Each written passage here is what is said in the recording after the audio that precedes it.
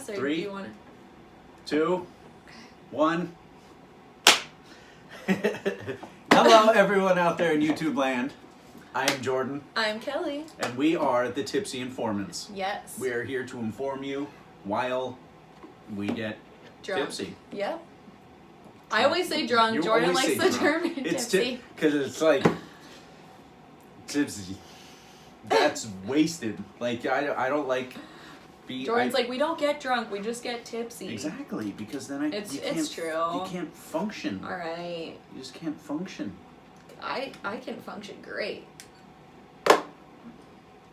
when I am drunk. I'm just a silly motherfucker. I think we both are. Yeah. Family holidays, There's we get one coming drunk, up. and then me and him are just like, Yeah, we're like, we should start a podcast. Oh wait, this year we can say we have a podcast. yeah. So. I'm sure it's real fun for everyone else in the room. Cheers. All right, guys. I splashed you. That splashed on me. That's all right. Sorry. So welcome back to our podcast. Here we put out videos that have to do with true crime. Yep. Conspiracies. Paranormal. Science. History. Like history. You said. And everything and in between that we want to talk about. Yep. We have a new candle. It's the scent of justice. What's what behind we're us calling is pretty out. new too. Yeah, we got a green screen. Hopefully there'll be like a cool background on it for this video. Mm-hmm. But yeah, so in this week's video, we're going to be talking about the case of Rodney Reed, which has been getting a lot of attention. A lot of people are doing this about it, and guilty and not guilty, and who done it, and did this really happen, and were these people the ones that it really happened with, and it's very... Kim Kardashian brought a lot of attention to this case. Kim Kardashian did bring a lot of attention. However, that's the part I didn't really focus on. I didn't really focus on that either. The actual case. Cool. Because I went online and I read this actual report that was sent into the court. It was 60 some odd pages. Don't expect me to remember it all, but I hope that I remembered the parts that are important. However, I'm sure you did. A lot of my notes too will Kelly the note master remind you, help you remember. Has a lot of notes. Yes. So yeah. Jordan said earlier I'm like our investigative journalist, which I love. So kudos to Kelly and her journalism. But so basically, let's just jump right into it. Yeah. But so Rodney Reed. Yeah, let's start with Rodney. So he's a 51-year-old black man from Texas. Yep. And he was accused of the rape and murder of Stacey Stites. I think that's how you pronounce her last name, is Stites, it? Yeah. And he's spent pretty much the last 23 years on death row. Was it last 23 years on death row, or was it maybe since he was convicted? So he's... Or it's been around 20 years. 20 but years, I guess maybe not 20 years on death row. I don't think 20 years on death row. Maybe 20 years in prison. Yeah. But I wonder when you go on to death row. I don't know. I don't really know how that works. When you graduate to death row. So I know.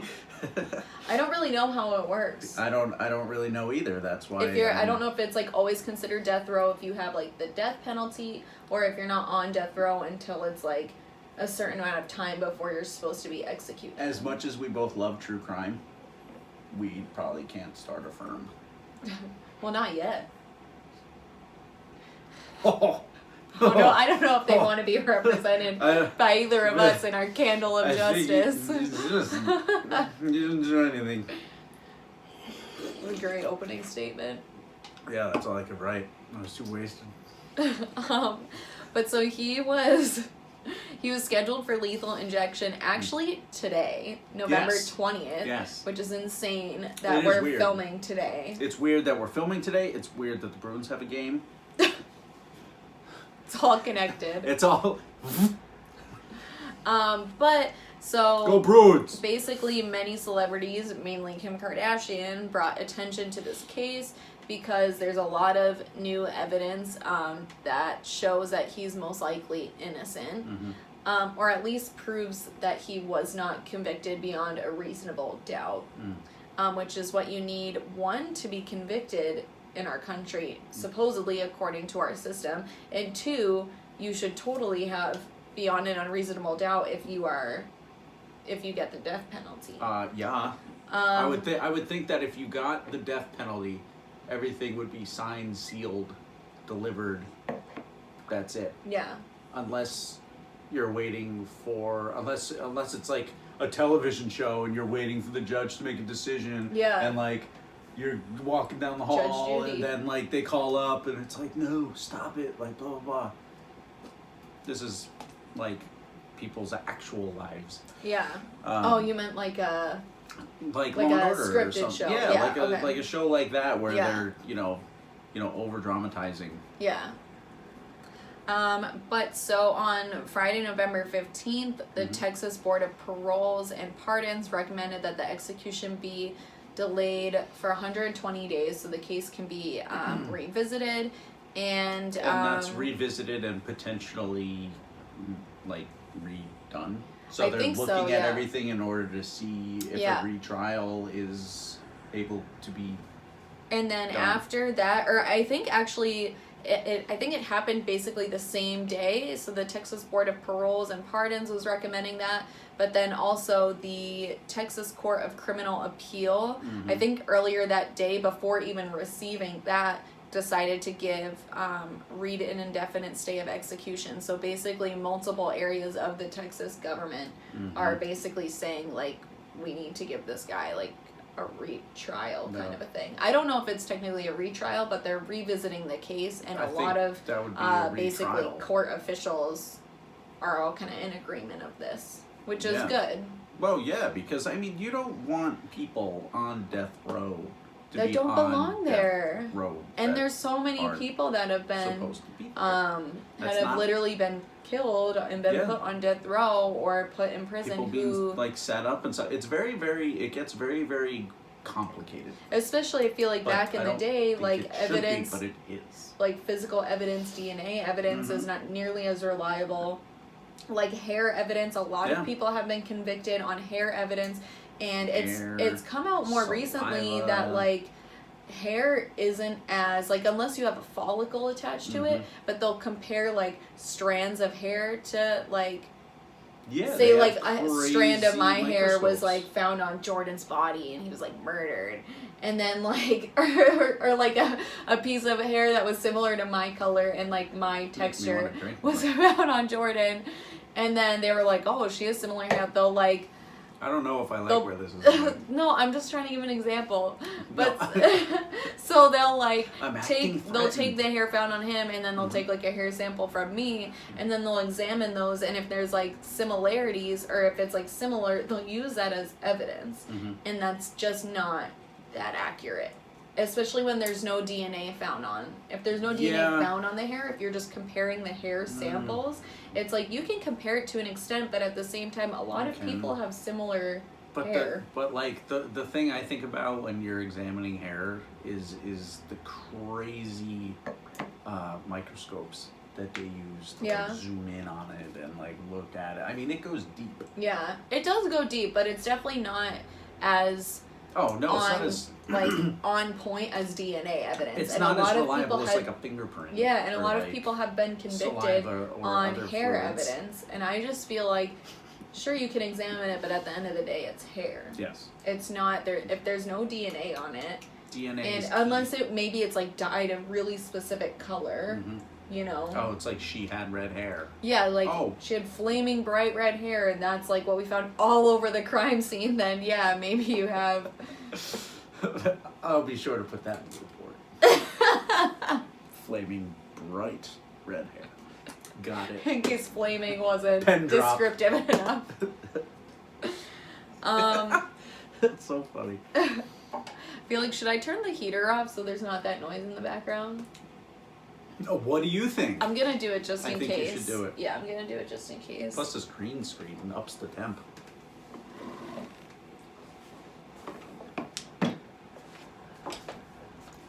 Kelly hits everything when she gets up. Oh my gosh. We gotta add more elevator music. Oh wait, what does that sound like? That sounds like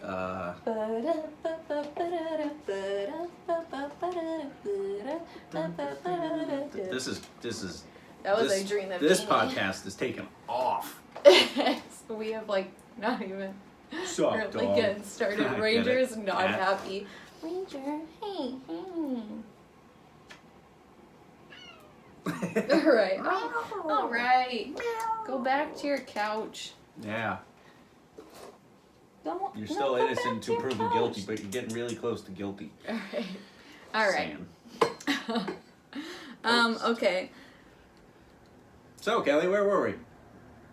I guess we can start on the crime, like what happened. Yeah, because we're done with kind of like, what they need what DNA. Recently happened. Yeah, let's start from the beginning. I have in my notes section. I have the crime. Da, da, da, da, da, da, da.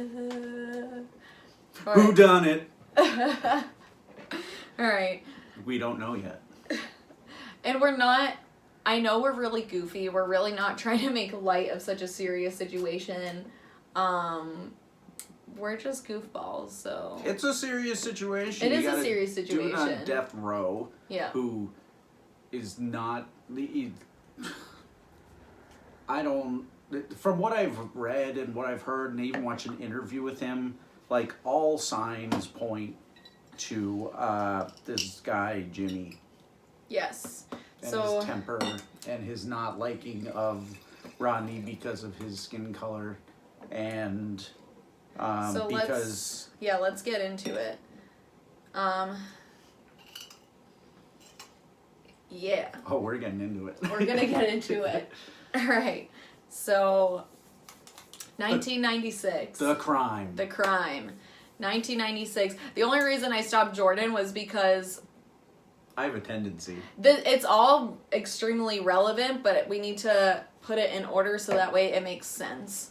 All right. Dollars and cents. Yep. All right. So 1996, Stacey Stites was found dead on the side of the road after being raped and strangled on April 22nd. I'm sorry, the morning of April 23rd, mm-hmm. like basically early morning. It was wicked early. So basically what happened was a coworker called the police after Stites failed up to show up for work. Mm-hmm. She had like an overnight shift at the grocery store that she worked at, and she was supposed to... Like wee early in the morning. Like she was supposed to go in for 3:30 a.m. was when her shift started. And she worked at a grocery store. It's called the H-E-B grocery store in Bastrop, Texas. So this all took place in Texas. And so, she failed to show up, so her coworker was concerned, which I feel like that's kind of weird, but maybe she knew she was on her way or something. But wouldn't I would just assume, think about it this she's way. Not coming in, Well, think about it this way. It's wicked early. That's true. And there are only specific people working. I don't know if it's 24-hour supermarket. It must be, or maybe she's doing some overnight kind of thing, like changing out the shelves or whatever. I think she was a cashier at first, and then she upgraded to like the deli department or something. So maybe she went in early too. Super early. Yes, go in super early and start doing deli stuff. Which makes sense. I have a friend who works at a grocery store, and she doesn't work like doing anything like that, but she does like she's like basically, I think she's kind of almost like a floor manager type thing, but she's in charge of like price changes and stuff. Oh. So she has to go in super early, like Sunday mornings, to basically get all of like re-sticker everything before the store opens. Yeah. And like change everything out. Yep. But so a coworker called the police after she failed to show up for work. Mm-hmm. And, they started looking for her, and she was found. So basically, from what I remember, she was found down like a dirt road. Yeah, she was found. And she was behind some bushes with, like her pants on but undone. She had and her top was off, but the other thing was she only had one shoe, and the other shoe was in the truck. Yeah, so... I'm jumping ahead. This is just no, it's what okay. I remember what I read. So, I'm kind of good at this. Stites was engaged to a Bastrop police officer named Jimmy Fennell, and the two of them lived together. Do you want to know his middle name? Yes. What's his middle name? Lewis. Jimmy Lewis Fennell. The two of them lived together, and according to Fennell, Stacey would sometimes take his truck to work, and his red. Yeah, it was like a pickup truck. Yep. So she would take his truck to work, and the truck had been found abandoned in a high school parking lot at 5:23 a.m. and her body, like Jordan said, was found on an unpaved road. I think kind of near the high school, right? Yeah, I think it was on an unpaved road. She was in the bushes. The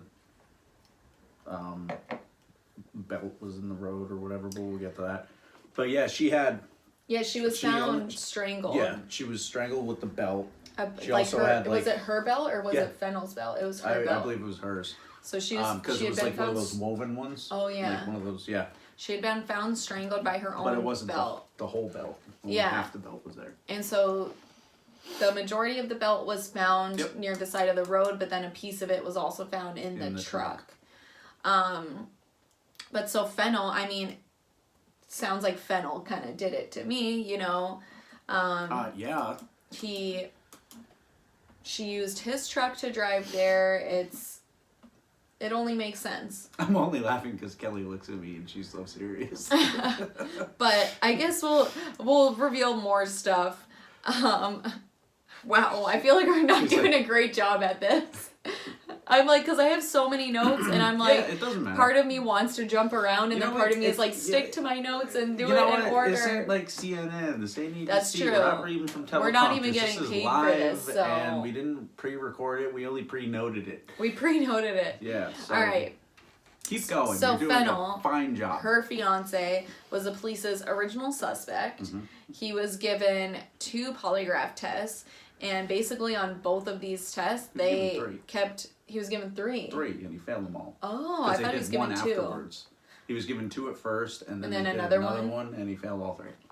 Yeah, so he failed all 3 because they kept finding him to be deceptive on questions like... he went on YouTube and researched how to pass a polygraph. Questions like, did you strangle Stacey? Did you hit her in the head in the past, like, 24 hours kind of a thing? Yeah, and, like, different questions like that were basically, like, asking if he murdered her, and he failed on all those questions. Miserably. So basically, to avoid implicating himself any further, he invoked his right against self-incrimination. So basically where you can say, like... I think he asked for a lawyer. Yeah, he did. So basically he was like, I don't want to say anything else until I have a lawyer. So they stopped giving him polygraphs and basically didn't do any further questioning until he got his lawyer. If you ever get arrested and they say, like... You don't feel like you have to be... Like, say if you're innocent, or I guess if you're not. Say if Kelly killed me earlier. Yeah, I don't have to say anything if I don't want to. No. I can just ask. You can immediately ask for a lawyer anytime they start, like, interrogating you. So, for you future suspects, there's a little tidbit right there. Just some nice knowledge to be known in case you fall into a situation where you never know. You really don't. So Fennell was the original suspect that they were pursuing for a few months, and then about 6 months after her death is when Rodney Reed became a suspect. Yeah, and that was only because the dude was seeing her because she liked him. The reason they didn't even have that connection yet, what happened was, at least I don't think they did, but basically what happened was he had been accused of, like, a different sexual assault. Okay. And so they got his DNA. They got his DNA, from that case. And because I guess the cases were kind of similar, they they kind of, like, linked it up, and so then I think they ran his DNA, and because it was like 3 sperm had been found on Stacey's body, but they weren't phenols, and they didn't have the spermatoza or whatever. I guess that's probably the official term. Yeah, they found 3 spermatoza, and they didn't know who they belonged to, but they didn't belong to phenol. And so basically once Rodney's DNA was in the system, they were able to link it to the sperm that had been found on Stacey. Correct. Which they apparently said was a few days old before this whole thing happened with her death. Well, I think the original forensic scientist didn't say that. What did he say then? I think it's the new people. I think basically original forensic people didn't really say much about it. They just said like his sperm was found like on her body. I think it was the defense was claiming that the sperm was like basically non-rape sperm. Like there's different types of ways that basically consensual and consensual, non-consensual. Yeah, so basically there's different ways, I guess, like the sperm can be found on someone, and it's probably when it's more violent, it probably doesn't stay intact as well as it does when it's non-violent. And so these were basically found to be like non-violent because it was like intact and everything. They swabbed everything. Yeah. Everything. Yeah, I mean, they do that. They have to. Yeah, they have to try to find any little bits of information they can. Suspense in there. Oh, okay. That's all. So. Because she was not only like roughed up a little bit, but she was raped and she was like sodomized and like she was strangled and like. It's terrible. It's not right. Definitely not right. But so that's how they were able to link Rodney to this case. And, you know, when you hear like, oh, well, he was accused, he had been actually arrested and charged of kidnapping and attempted rape and the murder of another woman, you're kind of like, oh, well, it's definitely this guy. But he was actually later acquitted of this. I'm not exactly sure why. Do you know why? Why Rodney was acquitted of this? Of the Linda Schlueter or Schluter case? The Linda Schluter. I'm not sure. But either way, he was acquitted of this case, and because he had been arrested and charged with kidnapping and attempted rape of murder of another woman. Okay. Let me see. I know he was. I wrote it down here. Yeah, so he was charged in that case, but then he was eventually acquitted from it. Maybe because they just didn't have enough evidence against him. Maybe they didn't have enough evidence, or the evidence they did have wasn't... Yeah, it wasn't good. Or maybe he had like an alibi or something that held up. Yeah. But so that's basically how they were able to like link the two, and then they were like, well, this has to be our guy. Yeah, because it's so damn similar. Yeah. So you gotta even if it's not similar, if you get like a hunch, yeah, you look into it. Especially when it's something like this, and I don't think it's like it doesn't seem like it's a very big town. It seems like it's all kind of small towns, and I feel like in that kind of a situation, when there's really big and serious crimes like this, there's a lot of pressure on the police department to figure out who did it fast and close up the case. Well, plus it's also like wicked early. Like, if this happened at, like, 4 in the afternoon, there are a lot more people out. Yeah. So, where they found the truck, where they find all this stuff, it's wicked early. So, it's only, like, I don't see someone, like, doing something like this that doesn't even know her. Yeah, it's got to be someone that knows her. Well, I mean, either that or it could, basically But the thing is, the prosecution, I don't think the prosecution was saying that he knew her. Basically, the prosecution's whole, timeline was that, in theory, was that Rodney basically intercepted her and got her to pull her truck over, and then was able to somehow gain access to the truck and then get her out and do everything. So that was basically the prosecution's case, was that he basically, like, either was, I'm assuming in his own car, was able to like get her car off the side of the road or get her to pull over. But it's like, who would do that, and who would pull over for some random person that they don't know at that in the middle of the and then let them into their truck? You know, that just doesn't make any sense. No, but that was basically the prosecution's idea of what happened. Yeah. But which just doesn't make any sense. But so, all right, so Reed's trial. So Reed was, you know, questioned about his relationship with Stites after his DNA had been found on her.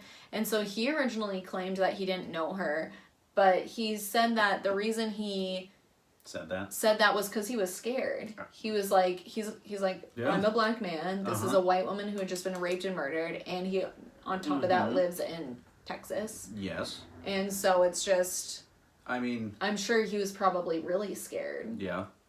We're very Switzerland on things. So we say he was in Texas, not saying that people in Texas are all, I guess, racist. Yeah, definitely not. But in this case, this guy Jimmy has a history of commenting on how much he doesn't like that race. And just to put it, like, I'm not saying everyone in the South is racist at all, but it is. It's so funny when you defend yourself. I'm not, but it is. Yeah, I know. It's more, maybe not nowadays. I don't really know. I don't live in the South, but no, I don't either. It's definitely more prevalent in the South, and absolutely. History kind of proves that. And so, and at the time too, it could have been even worse. We don't really know. No. But either way, he was probably really scared, and that's what he said. And so he eventually came forward saying that the two of them had a consensual, basically sexual relationship. Yes. I don't really know if they were dating, or if it was more of just like an affair kind of thing. I don't know either. All I know is that when I was reading what I was reading, like two different people were commenting. Two different people she worked with were commenting on how Rodney and her were had when they met up and everything, and they saw each other, and she was happy. Versus when Jimmy was with her fiance. When Jimmy came in to visit her, sometimes apparently she hid. Really? Because she didn't want to see him. So then he'd leave. Dude, the guy is like... Yeah, he's not a good guy. No. We'll get into that in a little bit, for sure. I have like a whole page on basically Fennel. But so, yeah, he originally claimed he didn't know her, eventually coming forward saying that they had a relationship. And he says that the two of them had actually met up the day before she went missing, had sex, and that would explain why his DNA was on her. Yep. So the defense in the trial, this was kind of like their case. They pointed out that the hair found on Stites' body did not match Reed's. Like I said, because the prosecution was saying like, well, Reed's hair is found on the body and stuff, and the prosecution was saying that it didn't match up. And I also just don't, or maybe did the prosecution say that? Maybe they didn't, but the defense was pointing out that the hair didn't match up. But I don't think hair evidence is as, I guess it depends on what kind of fragments of hair you find. I have no idea. If you guys know, let us know. But I have no idea. Yeah, I don't really know that much. The saliva and the blood. Because that's actual DNA. Whereas your hair, it only has DNA on it if your follicle is still attached to the piece of hair. Yeah. Like, oh, cool. But so the defense was pointing out that the hair was not consistent with Rodney's hair. And they also were basically just tried to draw attention to Fennel and basically make a case like, Rodney isn't the one who did this. Here's all this evidence against her fiance. It is very clear that this guy did do this.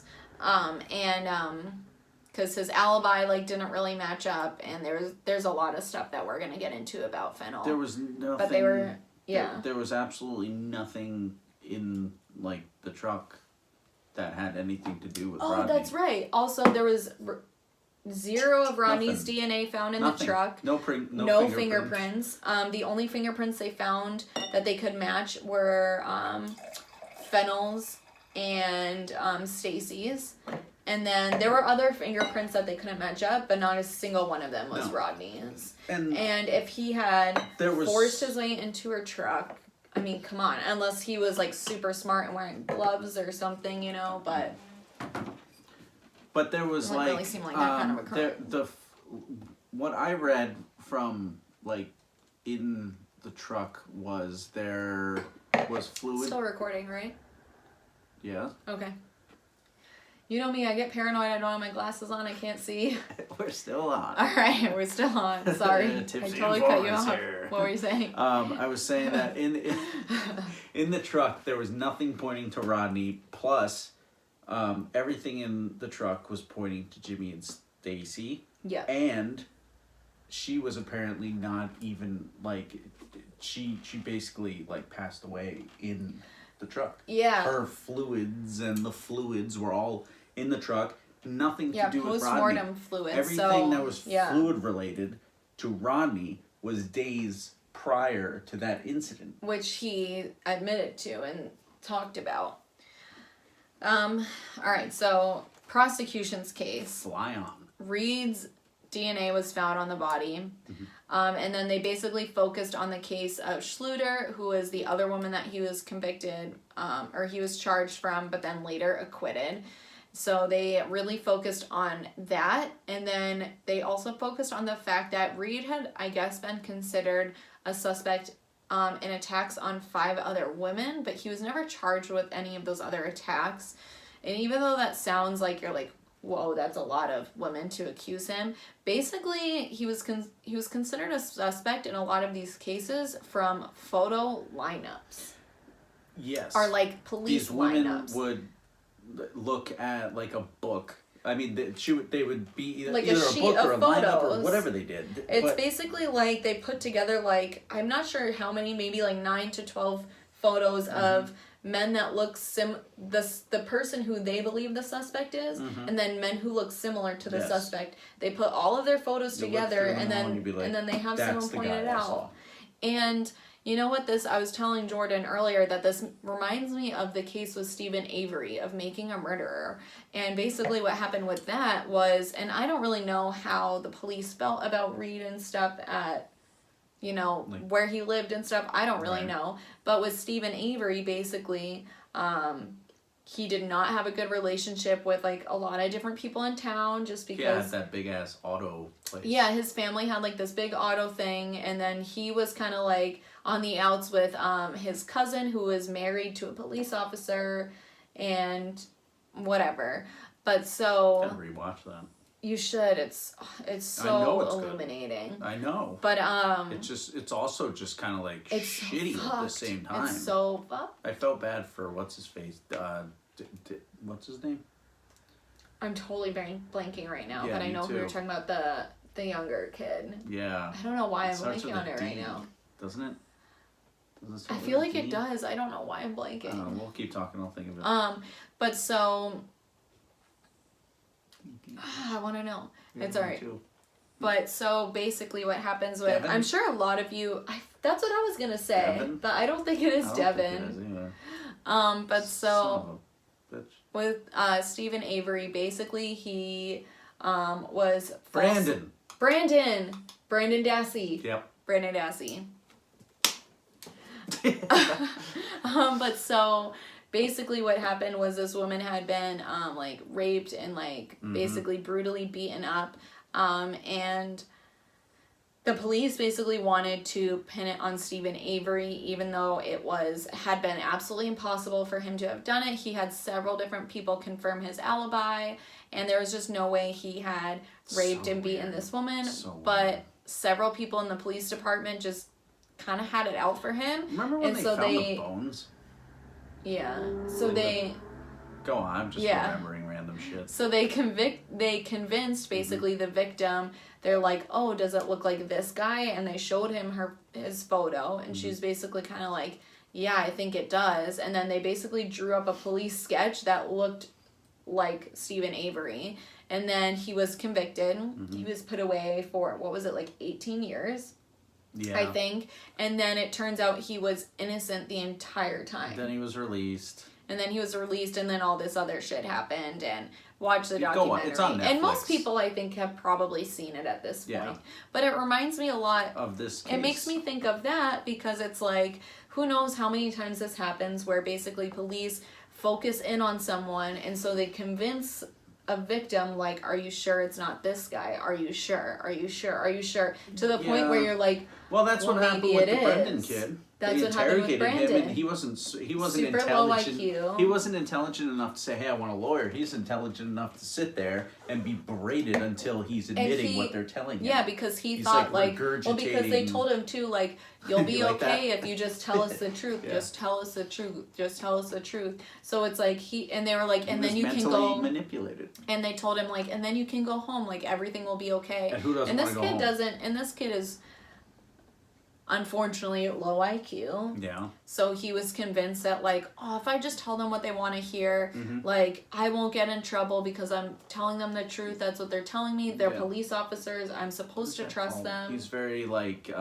you could get him to, like, do whatever.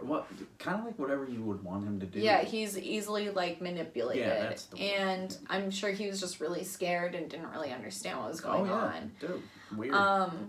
But so then it just kind of makes me think of that. And it's not exactly like that, but I just feel like maybe that happens a lot in cases where people get identified because the police are making them focus on someone because they believe that's the suspect. Well, so they need someone.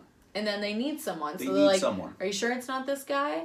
And I know it's like, in Reed's case, it was 6 women who accused him, but it could be kind of a thing where his photo is in a lineup. Maybe he had been accused once, didn't go through, so then in future cases, the police are like, are you sure it's not this guy? This guy? In, like, different cases, I'm totally speculating. But this whole show is a speculation. I don't know. It's the only thing I could think of that, like, if Reed is innocent of all of these crimes. It's the only thing I could think of why women would keep pointing him out if he is innocent. Well, yeah. But, yeah, as for Rodney being there and Stacey Stites being there and Jimmy and, like the whole thing has, like... Jimmy and Stacey were almost like, they were like 3 weeks away from actually getting married. Well, they were supposed to get married, like, they had set their wedding date, like, several different times and kept calling it off. Yeah. Oh. They had a super volatile relationship. I mean, I know he was an asshole. Yeah. And he was a overprotective asshole, and he wouldn't let her do this.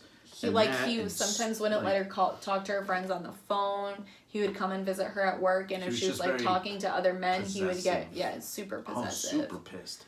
Especially considering Rodney is black. Yeah, he was also a major racist. Yes. But so the prosecution really focused on that with Reed, and then they also claimed that Stites was murdered in basically a 2-hour period between 3 a.m. and 5 a.m. when she had left for work, and that Reed had intercepted Stites getting into her trunk and then assaulting her. And then the prosecution called for the death penalty, which I think with the lack of evidence is pretty crazy to ask for the death penalty. I guess it just depends on the case. I guess so. I mean Wild West, man. What is the point of beginning the death penalty? That's what I want to know. It's like what is the least? Like the tipping point? Yeah. What's the tipping point of the death penalty? You get to a certain point and you're like, okay, death penalty. What is the tipping point? Because there are so many different crimes. I guess maybe the prosecution just really thought he was guilty of this and maybe the things with the other women. You have a drug charge, you're not getting the death penalty. Yeah. You steal a car, you're not getting the death penalty. If you kill someone, okay, is that the tipping point? Now you get the death penalty? Like, depends on the case, I guess. Exactly. But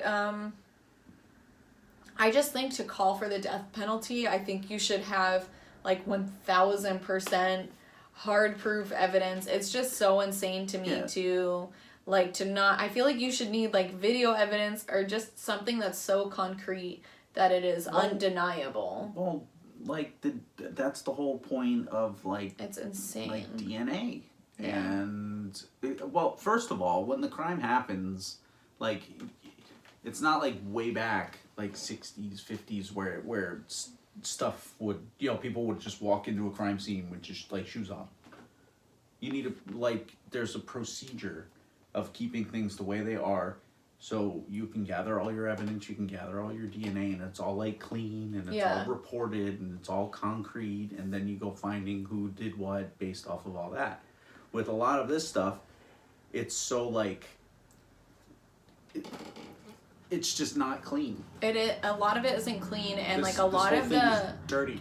A lot of the forensic scientists that they had on their case, the prosecution, they had a bunch of forensic scientists, and a lot of them have now recanted their statements, basically saying that the evidence was not good, tainted, and I think that a lot of them were pressured to make certain statements that they didn't believe decisions. In, or just they had deadlines. fast decisions and stuff. It's we need this by this time.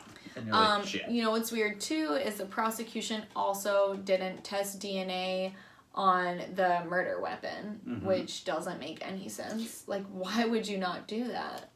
That brings me back to okay, you find this, okay, there's a phone. You use gloves, you pick up the phone, you put it in a bag. And it's also, it's also very suspicious. Fennel's a cop.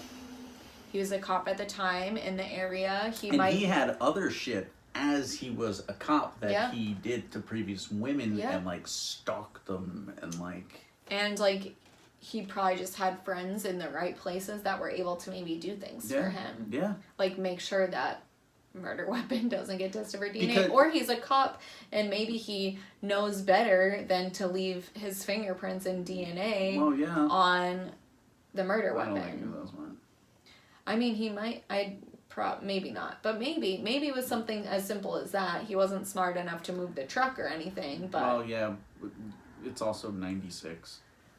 Yeah, that's true. Are you yawning? I am. Kelly's yawning. I'm sorry. Wine makes me sleepy. As you're drink more wine. But so, all right, the jury in this case. The jury. Jury duty. I want to be called for jury duty so bad. I've never. Don't you not get paid for work for that? No, I think your work has to pay you. What? Yeah.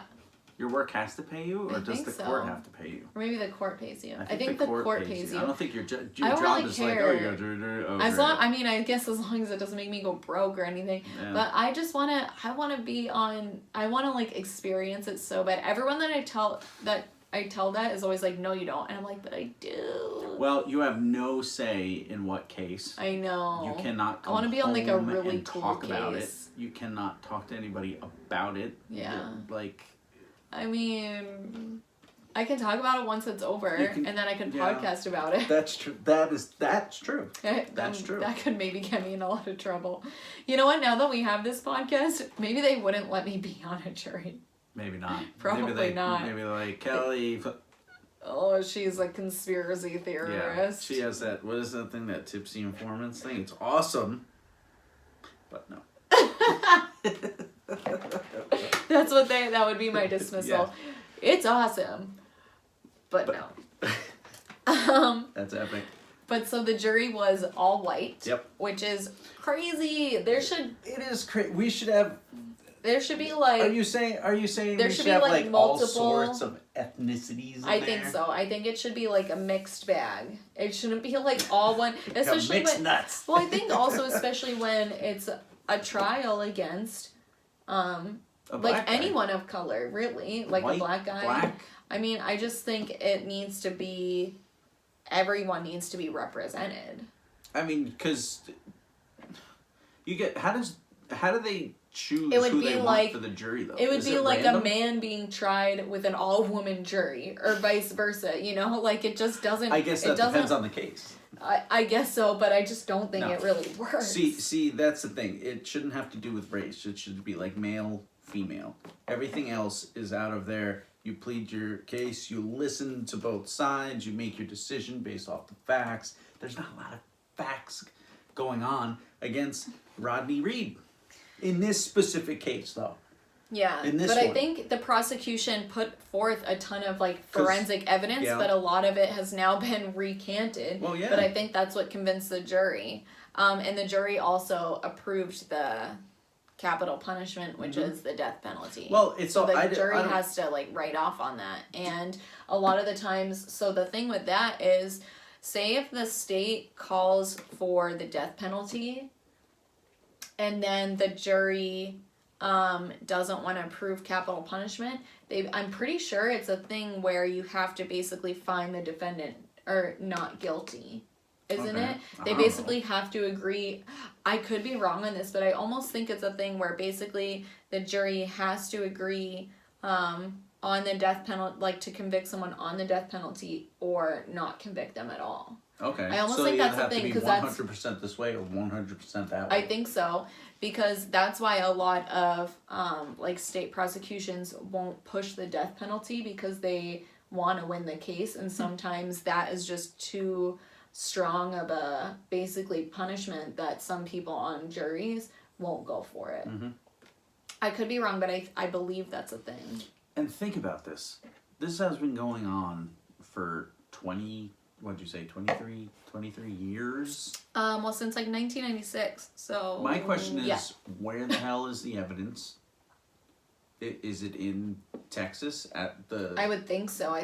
It's probably like filed. It's filed away. But you have like the bell, and you have this, and you have that. And So a lot of, I think, mine and Jordan's information, especially a lot of like the information we're about to talk about, we both got from what is called the Innocence Project. Did I get that from that? What I read? Yeah, that's what you read. Oh. But so the Innocence Project is, I'm pretty sure it's a thing that from Wisconsin State University started, I'm pretty sure, because I originally learned about it from the Stephen Avery case. But so that, I could be wrong that it didn't start in Wisconsin, but I think it did. But either way, the Innocence Project... yes, it's basically this group of people that take on cases of victims that they believe are wrongly convicted. And there's a shit ton. Yeah, a lot of people apply to it that they deny. But so they basically take on cases that they think they can win, and cases that they really strongly believe in. And so Rodney Reed's case was one of them. It's theinnocenceproject.org. I forget where I was going with this. INNOCENCE. Oh, I remember. Okay, so not only did like a lot of the information we got came from this, because we both read like actual legal documents from this group. Not just like Wikipedia and like news articles. Pages. We read like a lot of like legal stuff. But also the Innocence Project was requested to test the DNA on the on Stacey's belt, which was supposed to be the murder weapon, and the state basically just I think they either never got back to them or they refused. Are you kidding me? You see her neck? It's just crazy. Like, why wouldn't you test the DNA on the murder weapon? You would. You would. It's insane. Did you see any of that? It's the link you sent me had a lot of pictures. Yeah. And I was shocked because I wasn't expecting that. You be careful when you look on the Innocence Project, because the legal document that he sent me that was like the 61 pages, it does have a photo of Stacey's body, which I wasn't expecting. And I flipped through it. Should I warn you? Probably. And then I was just like, well, because I look at that. See, I don't.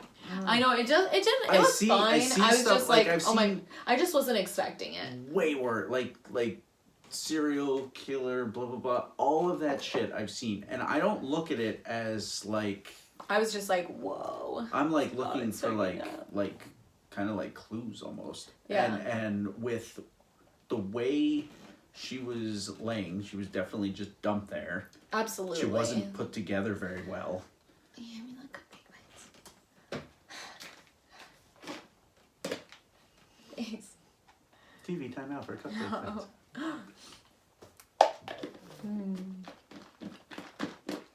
It's already on. I'm just doing it for fun. So the way she was laying there, I don't look at it like, oh my god, like she's I'm looking at like, oh, she has one shoe on, she has 2 socks on. Yeah, like what's going on here? Her jeans are on, her jeans aren't fastened. Yeah. She just has her bra on, she has the mark around her neck. Yeah. Oh, there's the belt. She's in bushes. Like, I'm looking at that, I'm not like, oh my god, this is so... I get how people feel that way. But I should pre-warn you. Yeah. Sorry. I just wasn't expecting it. But I'm pre-warning you guys. It's not, I wouldn't say, it's not super graphic, no. But it is a photo of a dead body. Yes. So. Okay. So that's basically how the trial went down. In, a summarized version.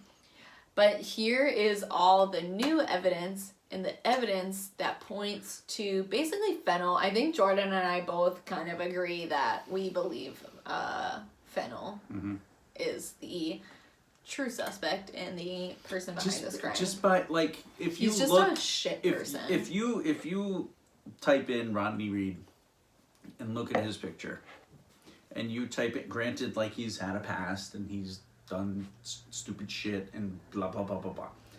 But if you look at his, you just did the thing again. So if you look at Rodney Reed, you look at him, and then you look up Jimmy Fennell, and you look at him. I'm not saying by any means that you can't base it on looks. You can't base it on looks, but you can base it on guilt in a facial expression or what you've done in the past that you're not happy with. Okay, yeah, look at this. Oh my god, look at this dude. Rodney. Okay, no, I totally get it. Rodney Reed doesn't look like I'm sorry, this guy's so creepy looking. I looked up Rodney Reed and I said, okay. I'm looking at him and I'm like, yeah, I've read about the stuff he's, been accused of and acquitted of and all that stuff. Okay, that's fine. And then I watched an interview of him speak and how he was speaking about the stuff he's gone through and all that stuff. So I got a kind of like a little vibe going on. Yeah.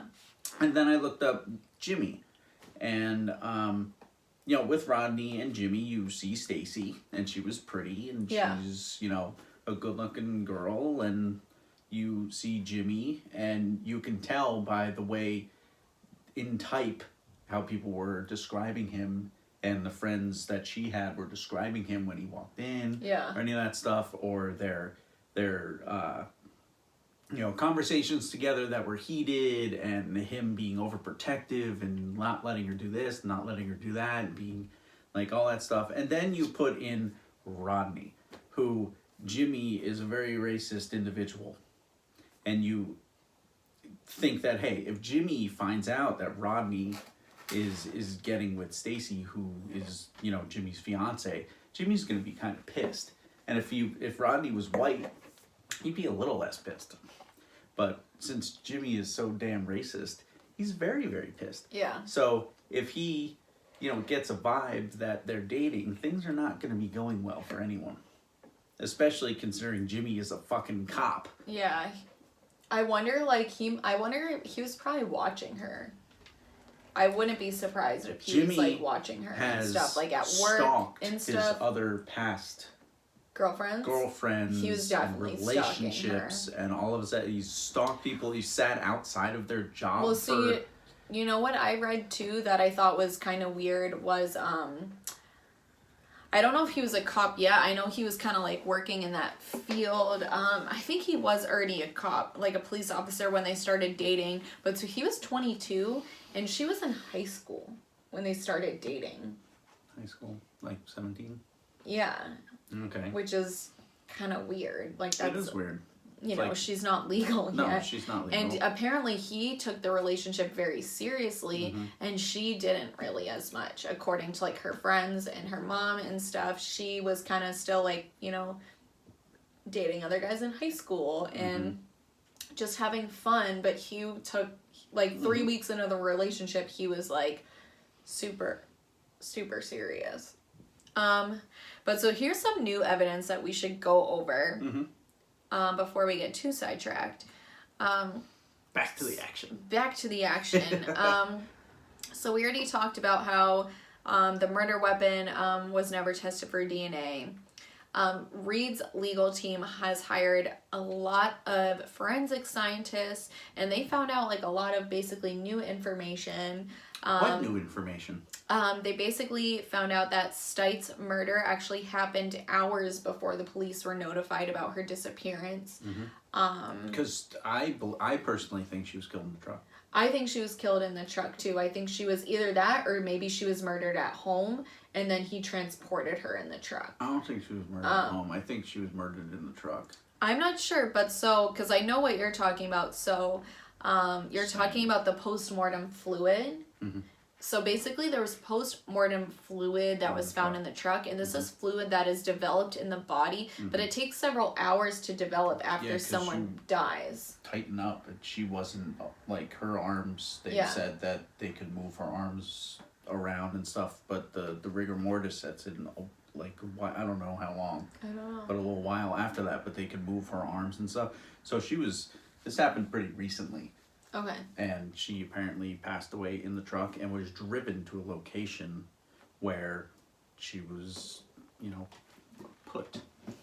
But so they found post-mortem fluid in the truck, which means that she was either murdered in the truck or her body, after she had been murdered, was transported in the truck. But she was at least in the truck long enough after she died where this fluid leaked out into the truck. Everything they found was only Jimmy and Stacey. Yeah, basically all other than the nothing sperm. Rodney related except for that, which was days prior, according to the DNA and forensic scientists that are now on swabs. Reed's, the people that are now on Reed's legal team. Yeah. Claim that it's from days or the day before, which Reed said. Let me see. 2 days. I think it was 2 days. Okay. Just saying. Yeah, I believe you. There was a shit ton of information in those 61 pages. There was a lot of information. So basically, many of the state's witnesses, including a ton of the scientists, including the scientists that decided the time of death, have retracted their statements. Yes. Which is huge. Well, yeah. Time of death is important. It's super important. And it's really important. It's super important. Especially in this case, because if scientists are putting Stacey's time of death before midnight, that would be when she was at home with Fennel, according to him. And so this is kind of interesting. So Fennel, basically, his alibi, which he doesn't have anyone to corroborate his alibi either, was basically just that him and Stacey had a nice, peaceful night at home, and then he went to bed and she went to work. There's nothing, you wouldn't find peaceful in any of the words anybody would saying anything about Fennel. That was long-winded. It's true though. So I guess I didn't really deserve that, but whatever. It was good knuckles. It was good knuckles. Good knuckles. And so you probably read about this because I got this information from the thing that you sent me. But so the day before Stacey's murder, she and Stacey and Fennel were at her mom Carol's apartment when Fennel insisted on driving Stacey to work the next morning, despite Carol offering to drive Fennel to work because apparently he had court the next day. So he was like, I want my truck. Yeah. I'm going to drive you to work. And she would normally drive herself. And she would normally drive herself because she would normally borrow his truck. Yeah. But so he insisted that he drive Stacey to work. And basically drive back and forth. And Stacey worked 30 miles away from the house. So it's not like it was like a 10-minute drive down the road. It was, probably at least a half an hour kind of drive. He also really fucked up on that whole fuel thing.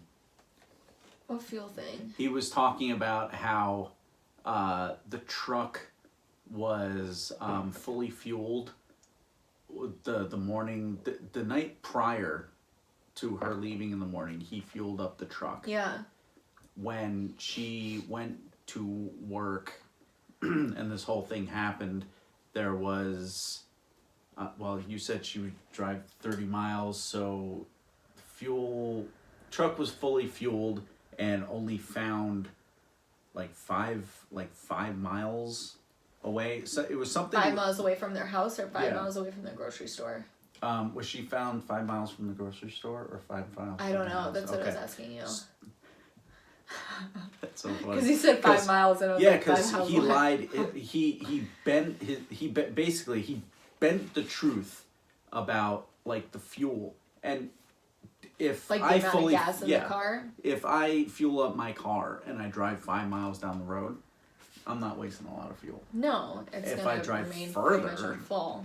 Yes. So the cops were looking into that because he said he fueled up the truck the night before, and then he said he didn't, and he had a quarter tank, and blah. So there was a lot of fluctuation with fuel and distance. There was a lot of fluctuation with him with a lot of his statements too. It was almost like people. I remember. Oh wait, it was this. He was all fucked up. All over the place. Yeah. Which this kind of like also alludes to that, because he insists on driving Stacey to work, which would mean that he would have driven his truck, and he would have driven the truck with Stacey's body in it. So, but he insisted on driving her to work, even though Carol, Stacey's mom, was like, don't be ridiculous, like, it's super early in the morning, like, I have no problem giving you a ride to work, but he insisted on it. Sorry, I'm trying to find the fuel. No, you're fine. And so we talked about the postmortem fluid in his truck that was found. And that takes hours to develop in the body, which would mean that her body had been dead for hours. And then it was either dead for hours in the truck or had been dead for hours and then transported in the truck. But that takes like several hours to develop. So for that to be in the truck would have meant that she had died much before leaving for work. Yes. For sure. All right, so let's talk about Fennel. Oh, God. What a terrible person.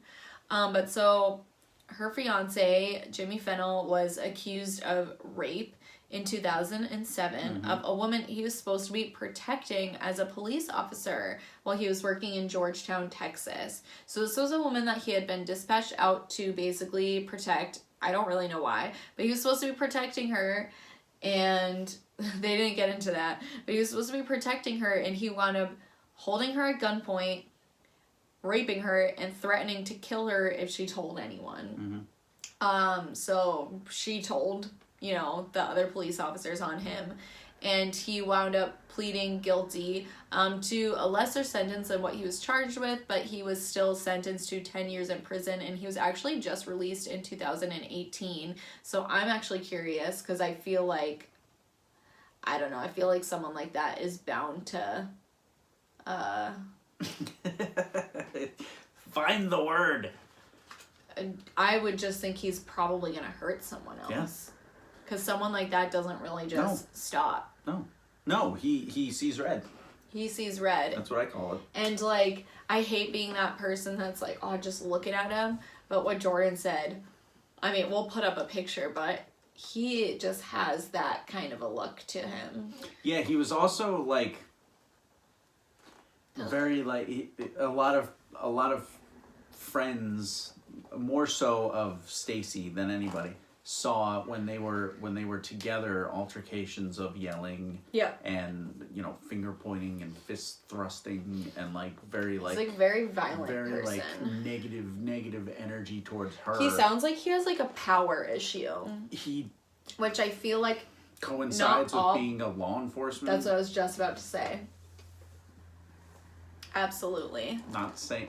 Not to say I'm not even gonna go there. I'm not even gonna say like not everybody, because it's true. It's obvious that's not everyone, but there is a lot of people who get in these positions, and they get in these positions because it gives them a sense of power, and then they feed off of it, and it's horrible. Some really really friendly cops I've met. And then I've never really met a cop that was kind of a dick. I haven't either. I've never really had like a bad experience. But I think sometimes but I'm sure you a lot of people cause have. It on yourself. Especially if you have an attitude. Yeah. If you're talking to the cop and you have an attitude, that's going to give him an attitude.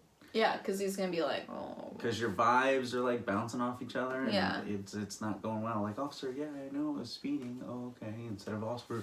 Like, first of all, Ossifer, I just said. You know. You're getting arrested. I'm immediately like, not okay. But yeah, a lot of times the vibe is key. Mm-hmm.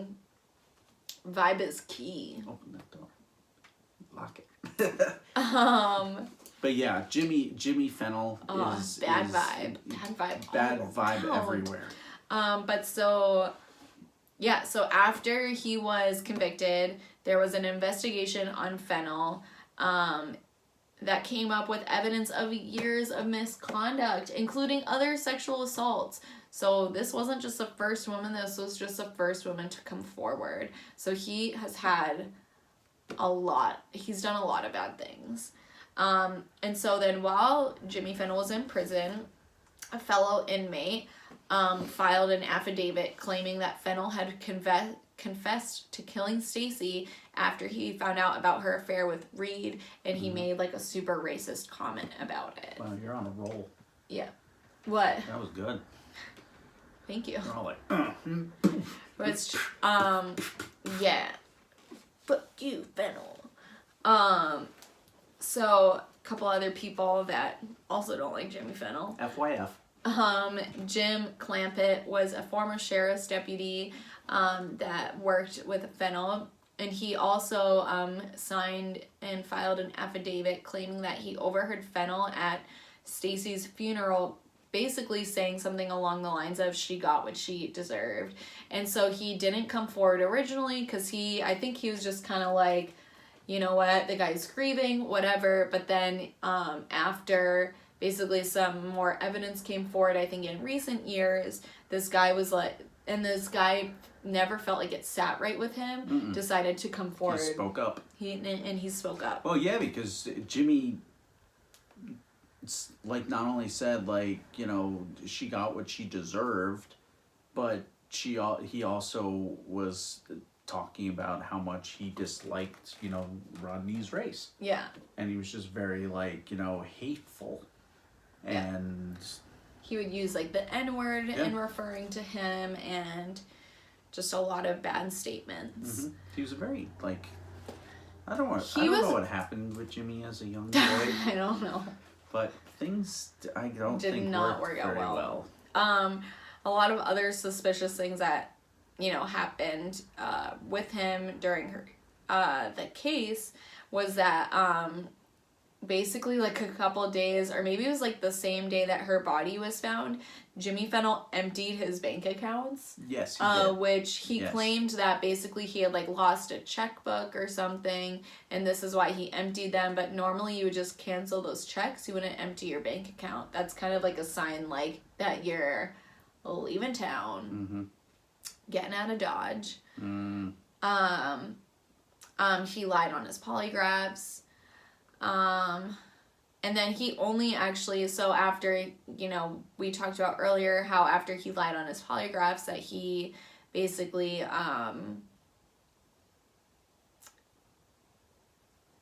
you know, was like, I don't want to say anything else. I want a lawyer. And then he didn't cooperate with the state, and he didn't testify for the state until after Reed had been accused. He just didn't cooperate very well. At all, because he's guilty. He also told his BFF officer, Curtis Davis, who he worked with, that he went out drinking the night of April 21st, which would be the opposite of his alibi of being at home with Stacey. Or wait, I think I meant the night of April 22nd, which would basically contradict his alibi being at home with Stacey that night. You know, if you went out drinking, you obviously weren't at home. And if he went out drinking that night, then maybe he got super drunk, got angry, went home. At all. Because he's sober. I mean, I think he's just a bad person overall. Well, think about it this way. He's got this, like, grr in him. And that alcohol is like a depressant. Yeah. Except for on this show. Yeah. Jimmy, when he would probably drink, would kind of get a little pissed. about sure. whatever the hell is going on, especially this situation. He'd probably rage. He would, yeah. The hell was that? It was me raging. That was you raging? I'm raging. But yeah, so that's gonna be funny. So yeah, he would drink and get pissed off and like, did you like that? Pissed off. And he was in a relationship with somebody who was apparently a sweetheart. And she liked a dude that was apparently, made her feel good. Yeah. According to her freaking friends and coworkers. Yeah. Moving on. What else you got there? What else you got? She got nothing. Sorry. No, I have more. I've been on the phone trying to... That's alright. I have more. Look at what I read and find that whole gas thing, but I think I'm kind of over it, but it's important. 3/4 of a page. Alright. So, there was a new hearing held in 2017, and Fennell was questioned about... he was basically questioned about his alibi that, contradicted himself. Because he said he went out drinking, but he told his best friend that he went out drinking, but he told the police that he was at home with Stacey. Yeah, what's up with that? So in 2017, he was questioned about this, and Fennell pled the fifth on the stand. Which means you're fucking Which lying. means you're guilty, which means you're lying. Oh my god. Yeah, but it's legal. It is legal, but it also means you're fucking lying. Yeah, but it's legal. And so... It's completely and utterly legal to say, I plead the fifth.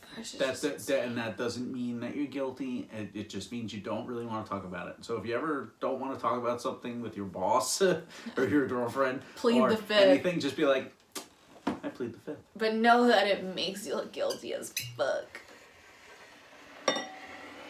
Just saying.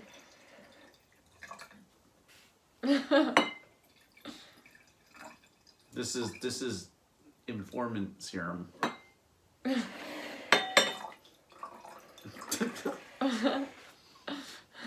Oops. You leaned on the table, I licked it off the bottle. Okay. Thank you for watching. No, we're not done. I know we're not done. Okay. I'm just saying thank you for watching. Oh yeah, thanks for those of you that stuck this out this long. What the fuck? I know, what was that sentence? My buddy Mike. Hi, Mike. Hey, Mike. He'll probably take some funny screenshots of Jordan always send me the screenshots that you send him. Yep.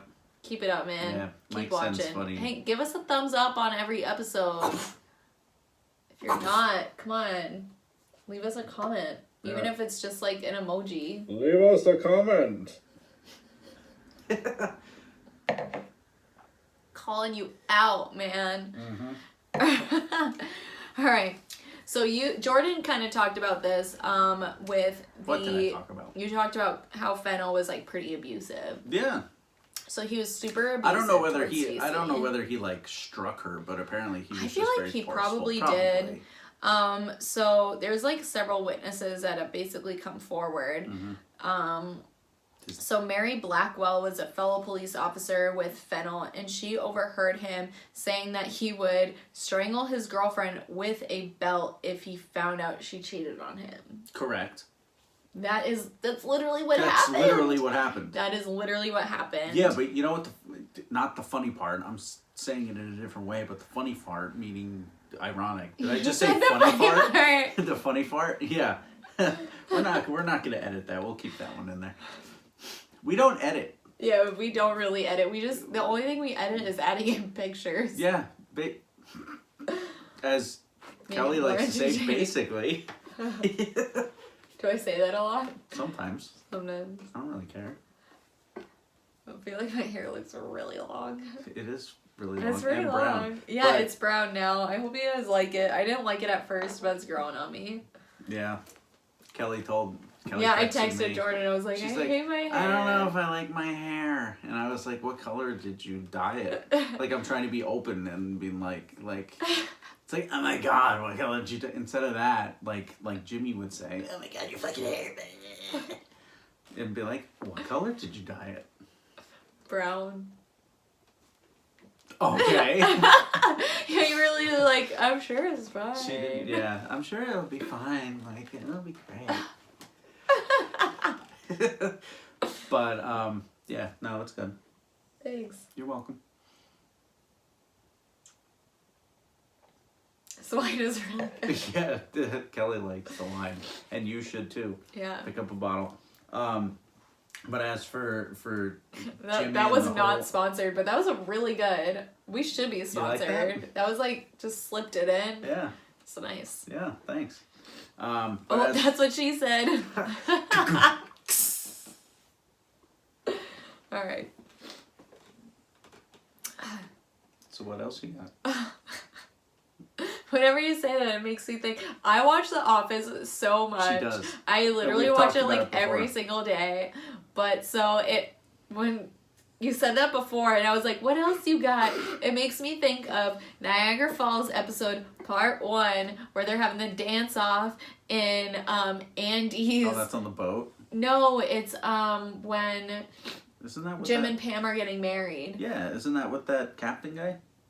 No, that's an earlier season. She would know better than I would. But so they're having like a dance off in the hotel room, and like they're having a dance off, and Andy's doing like the robot, and then everyone's like, "What else you got, Andy? Yeah, what else you got?" Yeah, and Aaron's like, "What else you got?"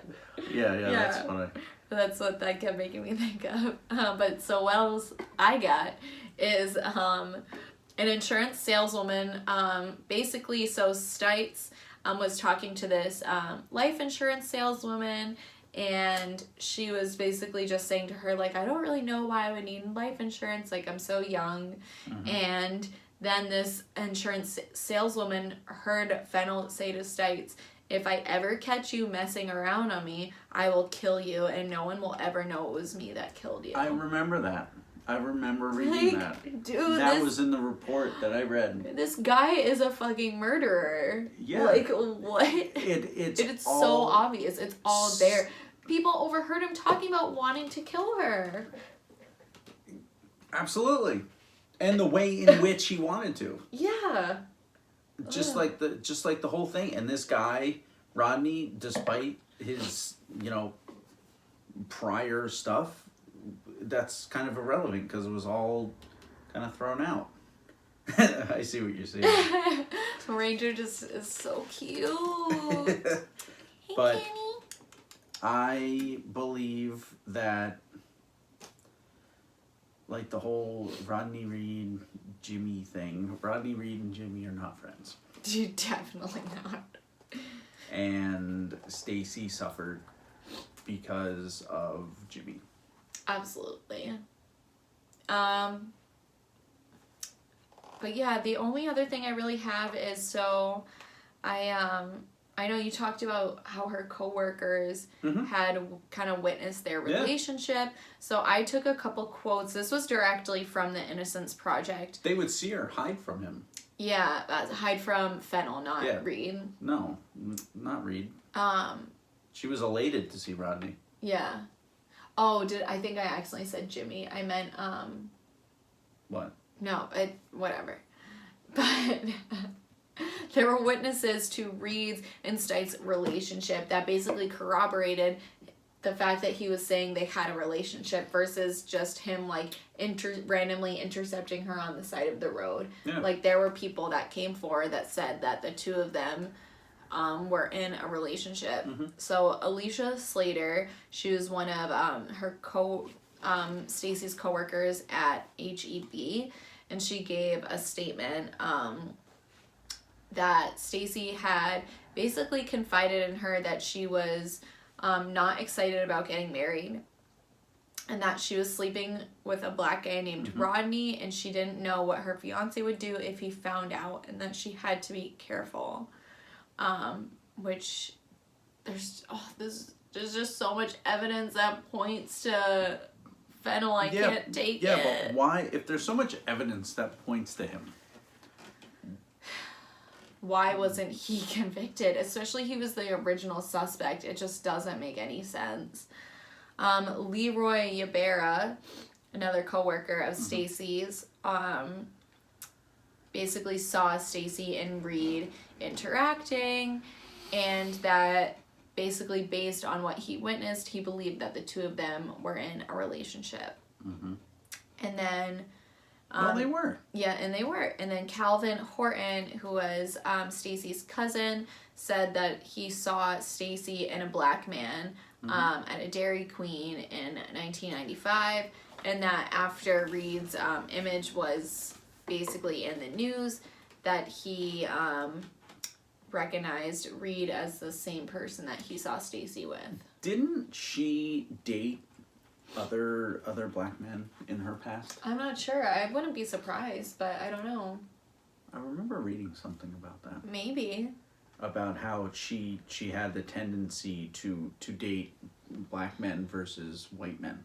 Really? Yeah. Oh, I don't think I read anything about that, but I wouldn't be surprised. But would that have been while she was in high school or after high school when she was dating Fennel? I think it was before. Before? Yeah. Okay. I think she was just kind of like, she wasn't like sexually promiscuous or anything. She just liked... No, she was in high school. Yeah. Yeah. She was just having, different figuring dates and stuff. She was figuring things out. Yeah. And she would have, at least from what I read, she would have, black dates or, relationships or anything like that. And then here had comes a preference. had a definite preference. Why she chose to get with Jimmy, I it kind of seems like almost like don't really know. She didn't take it that seriously, and it he almost took it too seriously. He took it really seriously, and it almost seems like to me dating.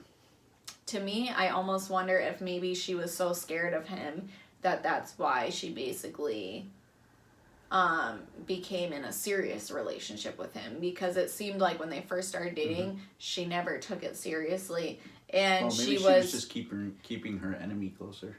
Maybe, but I think maybe it was more like, to me it almost seems like she feared him to the point where she was like, I can't leave this guy because he's gonna kill me. Absolutely. And that unfortunately happens quite a bit with situations. It's horrible. Yeah, it's bad. And in this situation,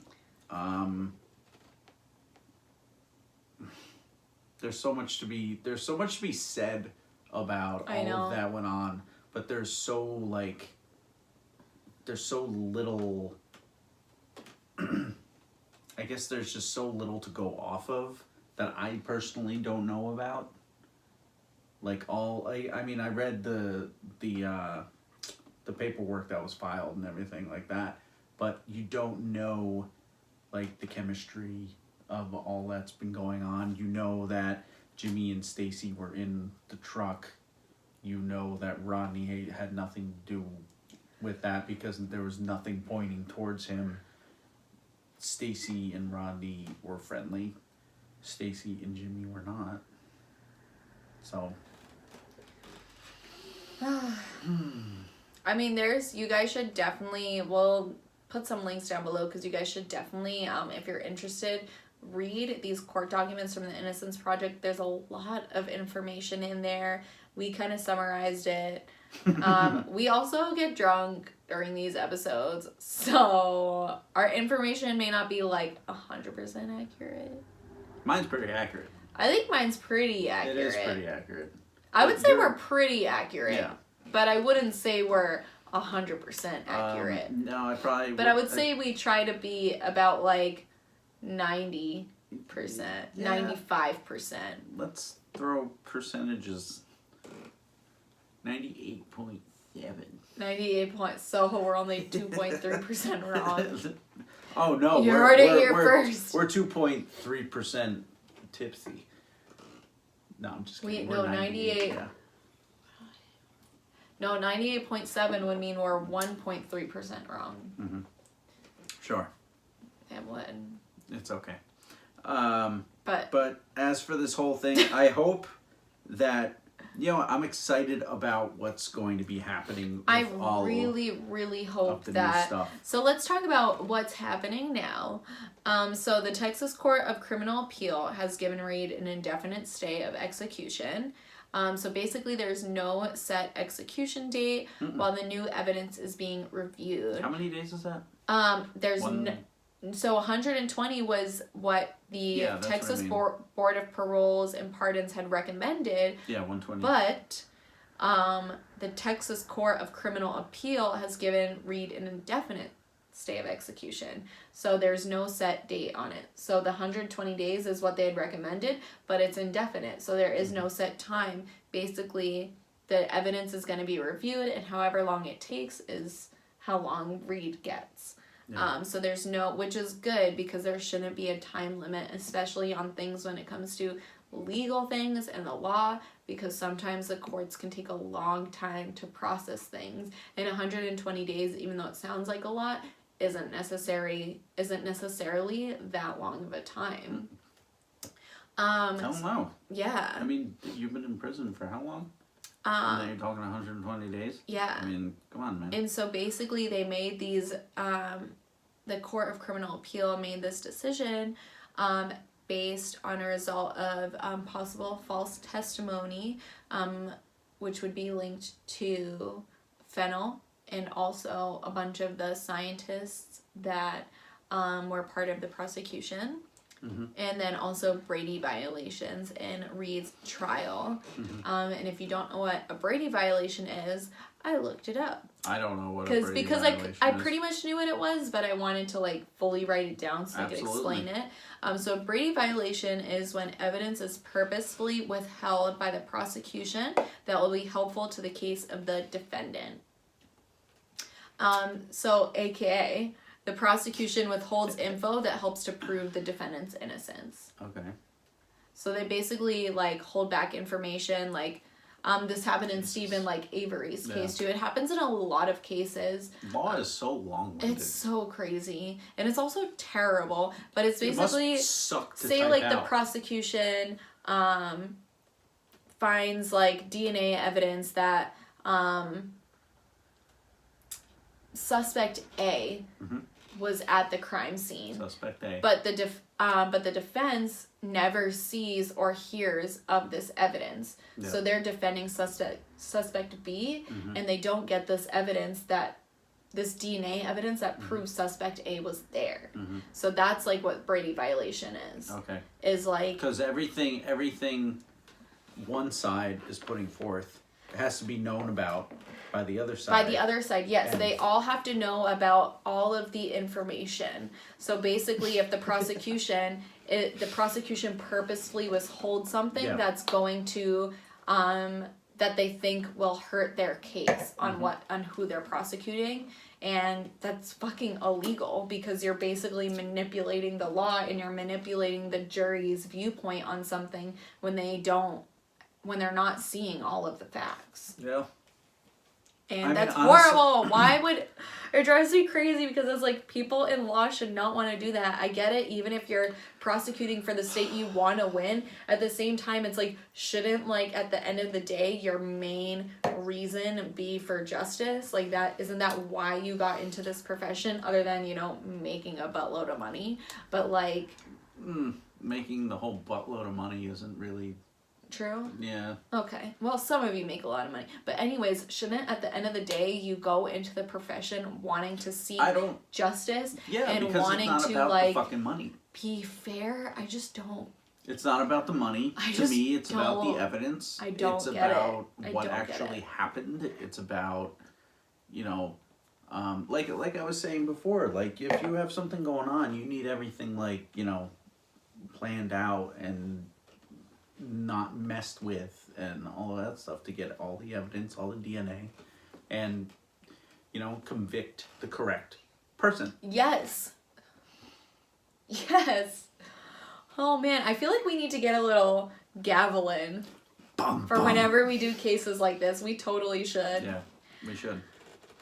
But what I read on here was literally the largest part of the DNA for Reed was via fluid from the victim's body, but that was prior to her actually being killed. Yeah, so that was like the 3 spermatozoa. Yep. But we'll see what happens. We'll see what happens. I mean, we'll definitely be updating you guys with things that happen in the future with this case. I'm honestly just really thankful and glad that that this was seen and heard, and that so many like celebrities and people with big platforms reached out, because that's what they should be doing. If you have a big platform, if you're a celebrity, you should be using it for good causes like this. So I think that's amazing that people are doing this. And I'm not gonna lie, the Kardashians are my favorite, but I think it is awesome that Kim Kardashian has kind of made a point of, because I don't think Reed is her first person that she's been reaching out. I think basically Kim Kardashian basically wants to work with people that are wrongly convicted and basically spread the word to stop things like this, which I think is a huge, she has such a big platform. Use her money to hire whatever. Yeah, I mean, her dad was a lawyer too. Did you know her dad was O.J. Simpson's lawyer? No. Yeah. He was O.J. Simpson's lawyer? Yeah. Oh, that dude was guilty. He was totally guilty, but she definitely comes from a smart family, you know, so. Yeah, she comes from, putting her brains to use, so good on that. Family. Yeah. But I mean, we don't have a huge platform, but we're trying to put the word out there. Trying to get the information out there, the facts out there, and definitely do research for yourself. Make up your own decisions in your own mind. Because what I just read was change.org had a petition. It was signed by more than 425,000 people. Was that the petition to stop his execution? Correct. Yeah. That's a lot of people, but it's all DNA. It's all crime scene investigation. It doesn't matter how many people sign what because of what they think. It's all about the evidence you have, the crime scene, what you can get off it, the stories behind it, who lied, who didn't, like, you know, the lie detector. Polygraphs though aren't always super accurate. Not. But they can hint at something. Yeah, hints. Especially a police officer, someone who knows why you would fail a polygraph, which would be like being super nervous and different things like that. You would think a police officer would be able to kind of maintain his control enough, where something like a fluke wouldn't be able to fail 3 different polygraph tests. But but you have to think, he's also in the line of duty. He has done things that are completely against all of the things that he took an oath on. Yeah, absolutely. So you have that to go off of. But yeah, I feel like we could go on forever about this. I do too. So with that being said, we're the Tipsy Informants. We're the Tipsy Informants. I'm Kelly. Thank you guys so much for watching. Thank you very, very, very much. Yes, and for those of you that stuck around till the end, hell yeah to you. Yep. Make sure to give us a thumbs up. Please subscribe. Leave us a comment with any future videos you would like us to do. Follow us on Instagram. It's at the Tipsy Informants. I think it's just the Tipsy Informants. I'll put it up. It's kind of funny how we started and the Bruins started, and then we finish and the Bruins finish and we win. I told you, it's all connected. We win. It's all connected. He's so excited. He loves the Bruins. Well, they were playing the Sabres. Sorry, Sabres, but I mean, you got a kind of a bad record. I mean, it's the Bruins. Come on. Of course your ass is 10-9 and 3. We're New England, bitch. We're 14-3 and 5. Thank you for watching. Yes. Subscribe, comment, like, follow us on Instagram. Also, we made a TikTok, so you can find us on there as well. And we will see you guys in the next one. Absolutely. Take care. Night.